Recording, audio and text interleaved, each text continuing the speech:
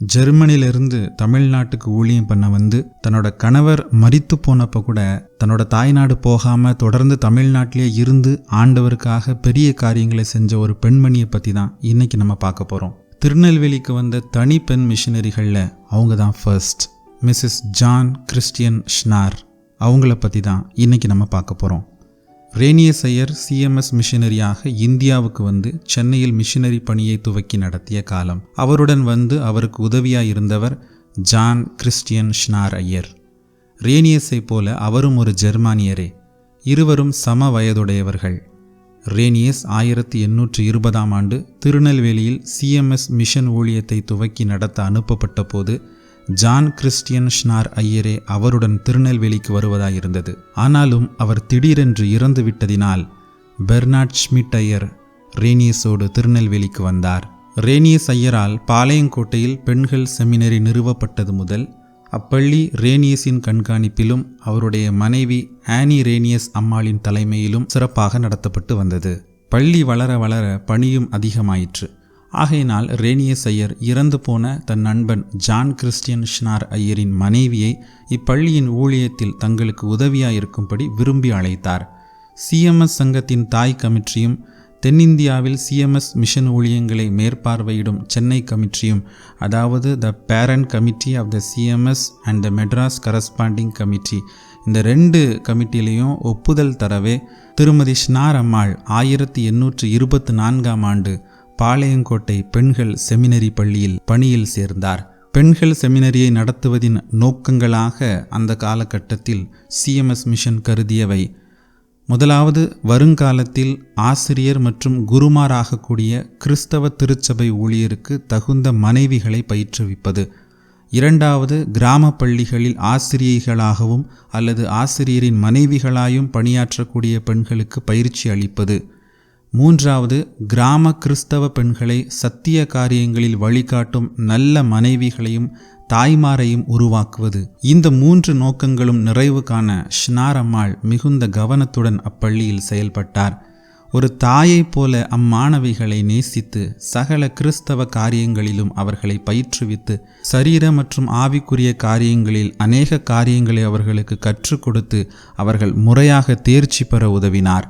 அந்நாட்களில் இப்பள்ளியையும் இங்கு நடைபெற்று வந்த பணியையும் பற்றி அவர் எழுதியுள்ள வாசகம் பின்வருமாறு: இந்தியாவில் இப்பகுதியில், அதாவது திருநெல்வேலியில், இப்பள்ளி ஒரு புதிய யுகத்தை தொடங்கியிருக்கிறது.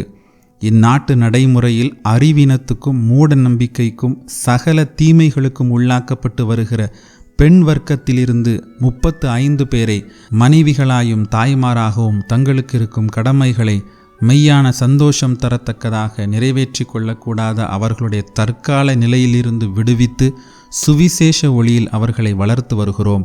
தங்களையும் தங்கள் இல்லங்களையும் சுத்தமாகவும் ஒழுங்காகவும் வைத்துக்கொள்ள அவர்களுக்கு கற்பிக்கிறோம். எது சரி, எது தவறு, கடவுள் எப்படிப்பட்டவர், இரட்சகர் எவ்வாறானவர், இம்மை மறுமை போன்றவற்றையும் பற்றியும் சரியான உபதேசங்களை கொடுக்கிறோம். தெளிந்த புத்தியும் உண்மையும் அன்புமுள்ள மனைவிகளாகவும் தாய்மாராகவும் அவர்கள் பிற்காலத்தில் விளங்கத்தக்கதாக அவர்களை உருவாக்குகிறோம். செமினரி மாணவிகள் ஒருவருக்கொருவர் நல்ல ஆலோசனைகள் கொடுத்து கொள்வதும் ஆவிக்குரிய காரியங்களை பற்றி பேசிக்கொள்வதும் எப்பொழுதும் மலர்ந்த முகத்துடன் தங்கள் கடமைகளை செய்து வருவதும் திருமதி ஷ்னார் அம்மையாருக்கு மிகுந்த மகிழ்ச்சியூட்டின. 1824 திருநெல்வேலியின் முதல் பெண் மிஷனரியாக வந்த ஷ்னார் அம்மாள் எப்பொழுது இந்த வேலையை விட்டார், திருநெல்வேலியிலிருந்து அவர் எங்கு சென்றார் என்ற எந்த விவரங்களும் நமக்கு தெரியவில்லை. ஒருவேளை 1832 வரை திருநெல்வேலி பெண்கள் செமினரியில் அவர் ஊழியம் செய்தார் என்று நாம் யூகிக்கலாம். வர வர எனக்கு இந்த மிஷனரிகளுடைய வாழ்க்கையை படிக்கும்போது ஏன் அவங்களோட அந்த வசதி வாய்ப்பை விட்டுட்டு தங்களுடைய தாய்நாட்டை விட்டுட்டு கடினமான பகுதியான இங்கே கோதுமை மணிகளை விதைக்கப்பட்டாங்க. குடும்பத்தார் இறந்தப்போ கூட அவங்க ஊரில் போய் செட்டில் ஆகாமல் இங்கே இருந்து ஊழியம் பண்ணியிருக்காங்க. எதுக்காக அவங்க இவ்வளோ கஷ்டப்படணும் அப்படிங்கிற காரியம் எனக்கு ரொம்ப மனசில் ஓடிக்கிட்டே இருக்குது. என் மனசை ரொம்ப கஷ்டப்படுத்துது. நல்லா நம்ம யோசித்து பார்க்கணும். ஒருவேளை அவங்க அன்னைக்கு அப்படி தியாகமாக நம்முடைய பகுதியில் ஊழியம் பண்ணலை அப்படின்னா இன்றைக்கி நம்ம கல்வி அறிவிலையும் அல்லது பொருளாதார அளவிலையும் அல்லது கிறிஸ்தவ அறிவிலையும் நம்ம கண்டிப்பாக வளர்ந்துருக்கே மாட்டோம். ஸோ ஆண்டவர் வந்து அவங்களுடைய தியாகத்தை வந்து கனம் பண்ணியிருக்கிறாங்க. அது அப்படி தான் நான் பார்க்குறேன்.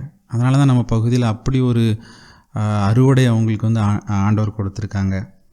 ஸோ இன்றைக்கும் இப்படிப்பட்ட தேவை நிறைந்த பகுதிகள் நிறையா இருக்குது. தென்னிந்தியாவில் இருக்குது, வட இந்தியாவில் இருக்குது. வட இந்தியாவில் தென்னிந்தியாவை விட அதிகமாக இருக்குது.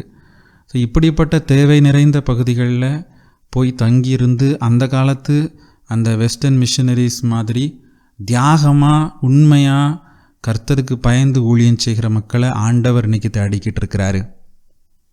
பவுல் சொல்கிறாரு, கிறிஸ்துவனுடைய அன்பு எங்களை நெருக்கி ஏவுகிறது. ஆண்டவருடைய அன்பு உன்னை நெருக்கி ஏவவில்லையா? உன்னை மிஷனரியாக நீ ஒப்பு கொடுக்க மாட்டாயா? இந்த தேகம் அழியும் கூடாரம், இதை நம்பி யார் பிழைப்பார்? என் பிதா வீட்டில் வாசஸ்தலங்கள் உண்டே, இயேசுவோடு நான் குடியிருப்பேன்.